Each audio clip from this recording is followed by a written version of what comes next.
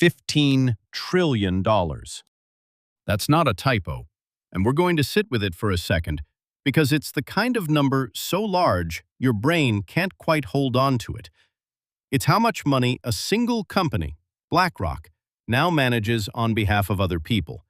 Not a country's economy, one company. And this week, for the first time ever, they crossed that line. So here's the real question, and it's the one we want in your head the whole way through. When that much money keeps flowing to one place, is it a sign your money's in good company, or a sign the whole system's getting a little too concentrated? Let's decode this together. Start with the feeling, because there's a decent chance the headline gave you nothing. Asset manager hits 15 trillion.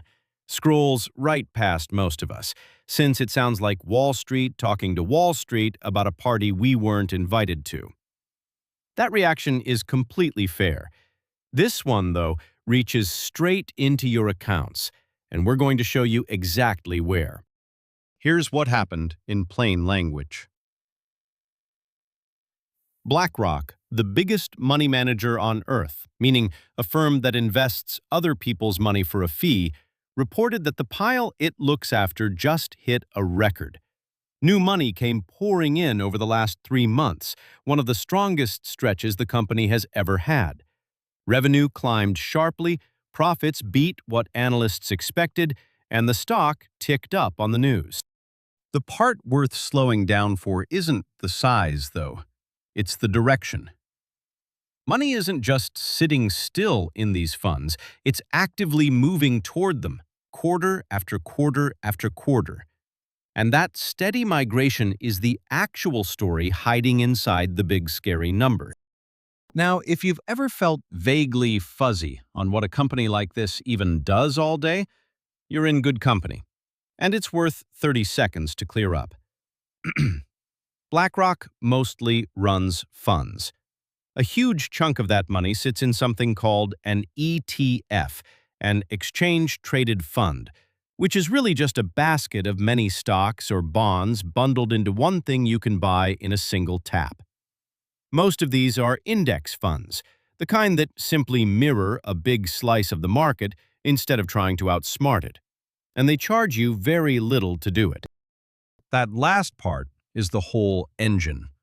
These funds are cheap, they're simple, and over the long run, the boring, cheap approach has quietly outperformed most of the expensive, hand-picked stuff people used to pay a premium for. So year after year, more savers, more workplace retirement plans, and more advisors have quietly shifted money into them. BlackRock's ETF business alone, called iShares, just crossed $6 trillion. The giant getting bigger isn't some mystery. It's the sound of millions of ordinary people all reaching the same conclusion at roughly the same time. There's another side to that choice worth seeing. For decades, the default was an actively managed fund, where a professional handpicks the stocks and charges you more for the effort and the expertise. Some of those managers are genuinely brilliant. Most of them, over long stretches, still haven't beaten the plain index they were trying to top, and that gap is a big part of why the money kept drifting toward the cheaper option. And notice what's driving it. Not a scandal, not a crash, not some clever trick, just a slow, steady tide of regular investors deciding that low-cost and predictable beats flashy and pricey, one paycheck contribution at a time. Here's where it stops being a Wall Street story and starts being yours. There's a strong chance you're already part of that 15 trillion and nobody ever told you. That's not an accident, and it's not a bad thing. It's just invisible. Picture your retirement money for a second. The 401k through work, which is the plan a slice of your paycheck flows into before you ever touch it. That IRA you set up on your own. Maybe a target date fund with a year in its name, quietly rebalancing while you sleep. A large share of accounts like those hold ETFs and index funds, and many are run by BlackRock or hold big BlackRock-managed stakes in the same companies. So when the largest manager on the planet got even larger this quarter, part of what pushed it there was probably your paycheck, twice a month, on autopilot. That's our opening question starting to come into focus. Your money's in good company, and the system's getting concentrated aren't two competing stories. They're one story seen from two sides. The very thing that makes these funds so cheap and easy, enormous scale, is the same thing routing more and more of the entire market through a small handful of massive firms. You get the low costs. The market also leans harder on a few giant players to keep everything running. Both are true at the same time, and quietly knowing that is what keeps you from being blindsided down the road. That concentration has a concrete shape, too. When one firm holds shares in almost every big company on your behalf, it also gets a quiet say in how those companies are run, through the votes attached to all that stock. None of that is sinister, and it's fully legal and openly disclosed. It just means a slice of the influence that used to be spread across thousands of hands now sits with a few. And that's the piece worth understanding. So let's make this personal. No chart, no formula, no homework. The number we care about is small, and it's already yours. If you own any of these funds, there's exactly one figure that truly belongs to you, and most people have never once looked at it. It's called the expense ratio. That's the yearly fee your fund quietly charges you, shown as a small percentage, and it comes straight out of your returns before the money ever reaches you.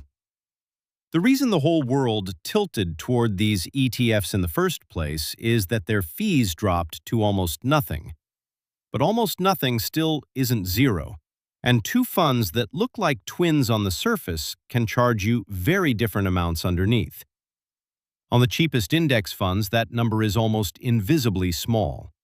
An older, actively managed fund can run many times larger, and across a whole working life, that gap quietly does real work.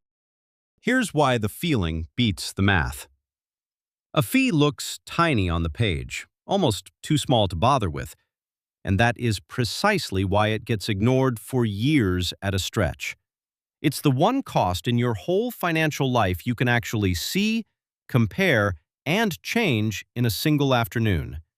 And it's sitting there right now with your name on it. You don't need to follow a single equation. Knowing your own number is enough. And keep an ear out for one word: concentration.